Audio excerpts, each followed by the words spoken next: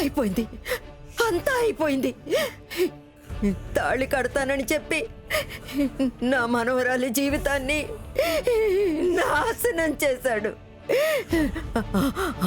మెళ్ళో తాళి కట్టే బదులు కుతుకునే కోసేశాడు. నా కర్మ. నేనేం చెయ్యాలి? ప్లీజ్ మేకచెడా, నువ్వు అలా మాట్లాడొద్దే. చూడు, ఆ బిడ్డ ఎంత కుమిలిపోతుందో. ఇక నువ్వే ఇలా మాట్లాడితే తనేం చేయగలదు చెప్పు? మనసు మమత కూలిపోయాక అదికి ఎక్కడుంటుంది? ఎంత జరిగాక దానికి అపశకునం పట్టా పెట్టకుండా ఉంటారా? ప్రేమించి వదిలేశాడని దాన్ని ఎవరు పెళ్లి చేసుకుంటారు? ప్రేమించిన వాడే వదిలేసిపోయాక దాన్ని కాకి పుట్టిన అన్నంలాగా చూస్తారు కదా. ఎవరు వదిలేశారని ఇంకొకరు అపశకునం అపవిత్రం అని ఎందుకంటారు? చూడండి, నిజంగా ఏం జరిగిందో తెలుసుకోకుండా అంతా అయిపోయిందని ఎందుకు అనుకుంటున్నారు? ఏదో ఒక దారి ఉంటుంది.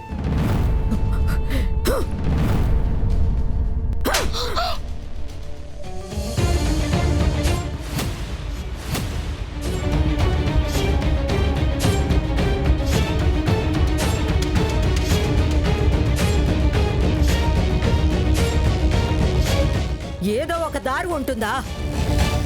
ఎంత సులభంగా చెప్పేశావు నువ్వు. ఈ పెళ్లి వద్దు వద్దని నేను 1000 సార్లు చెప్పినా కూడా అంతా సర్దుకుంటుంది, అన్నీ సరి చేస్తానని అన్నది నువ్వు. నిశ్చితార్థం రోజునే నాకు ఆ కుర్రాడి మీద అనుమానం వచ్చింది. కానీ అన్నీ సరి చేస్తానని అతని అమ్మా నాన్నల్ని తీసుకొచ్చింది నువ్వు. ఇవన్నీ చెప్పి నా మనసును మార్చింది కూడా నువ్వే. ఇప్పుడు అన్ని చిన్న భిన్నమైపోవడం మాత్రం కనిపిస్తోందా? నువ్విచ్చిన మాట అతనితో పాటు వెళ్ళిపోయిందా? నీ మంచి మాటలు వినేంత ఓపిక నాకు లేదు. ముందు నువ్వు అన్నట్టు నడుచుకో. వెళ్ళు. ఆ తేజస్ ఎక్కడున్నా తీసుకురా. వెళ్ళు.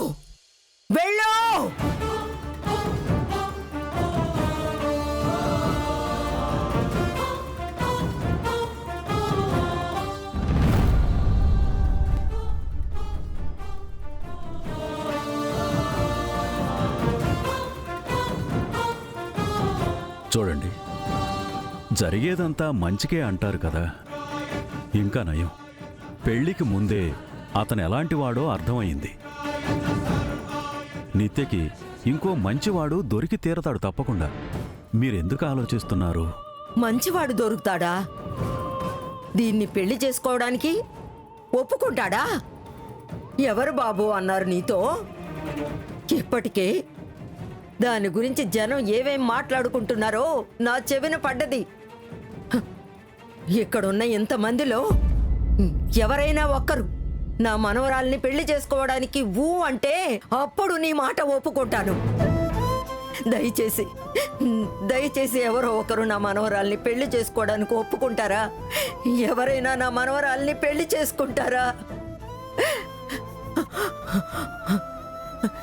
రావే రా.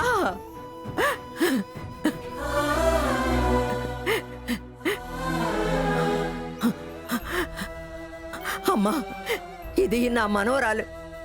చాలా బుద్ధిమంతురాలు, మంచి ఉద్యోగంలో ఉంది, చేతి నిండా సంపాదిస్తోంది, మీ అందరినీ చాలా బాగా చూసుకుంటుంది. దీన్ని మీ కోడలుగా చేసుకుంటారా?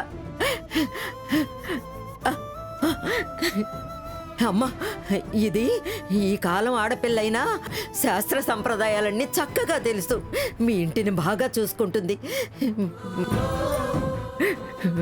మీకు దండం పెడతాను, దయచేసి దీన్ని మీ కోడల్ని చేసుకోండి. శాస్త్ర సాంప్రదాయాలు తెలుసుకున్నంత మాత్రాన ఎవరెవరినో కోడలుగా చేసుకుంటామా? మాకిచ్చి చేతులు కడుక్కుంటే చాలనుకున్నారా మేడం? మాకీ కోడలొద్దు. కాశీయాత్ర పూర్తయ్యాక అబ్బాయి కనిపించట్లేదంటే దీని వెనకేదో పెద్ద విషయమే ఉండాలి. మీరెంత నాటకం ఆడినా ఇంకెవరూ పెళ్లి చేసుకోరు. విన్నావా? ఇందుకేనే నేను ఆ రోజు నుంచి చెప్తున్నాను, మగాడు ఏం చేసినా పర్వాలేదు, కానీ ఆడది ఒక్క తప్పటడుగు వేస్తే చూసే వాళ్ళ కళ్ళకి ఇలాగే కనిపిస్తుంది. కాకి ముట్టని ఎంగిల్లా అయిపోతారు. తెలుసుకున్నావా?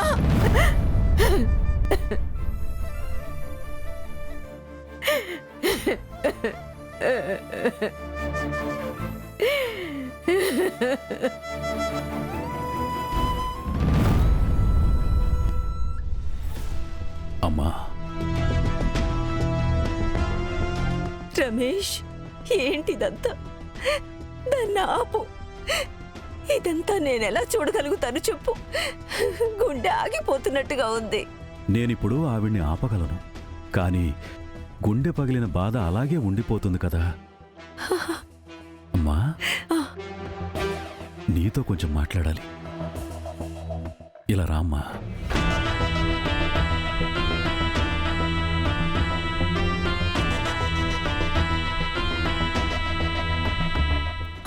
మాట్లాడవే, ఎందుకు ఊరికే నిలబడ్డావు?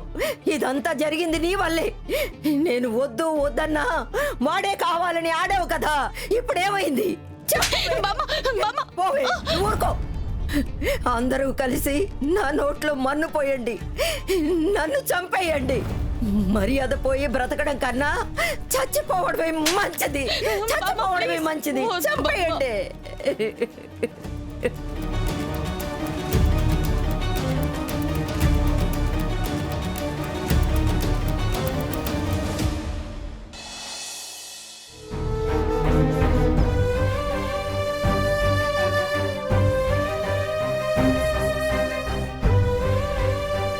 అమ్మా,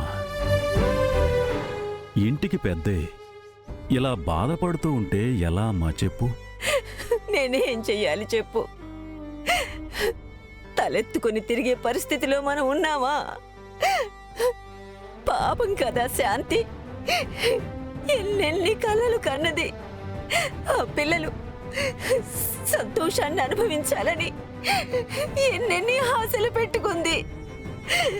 కానీ తేజస్ అంతా మట్టి పాలు చేసిపోయాడు. కానీ రమేష్ వాడిలాంటి వాడిని మనకు అర్థం కాలేదు కదా. అమ్మా, గాజు పగిలిపోయింది, గుచ్చుకోకుండా చూసుకోవాలంతే మనం. అదెలా సాధ్యం? ఇంత పెద్ద ద్రోహం లెక్క చేయకుండా ఉండడం ఎలా? రమేష్, దీనికంతా మనమే కారణం. మన మీద తప్పుంది. ఇదంతా మనం గమనించుండాల్సింది. అవునమ్మా, బంగారం లాంటి అమ్మాయి జీవితాన్ని ఎవరిదో దురాశకు బలయ్యేలా వదిలేశాం. మోసపోయామమ్మా మనం. ఈ పాపం మనల్ని ఊరికే వదలదు.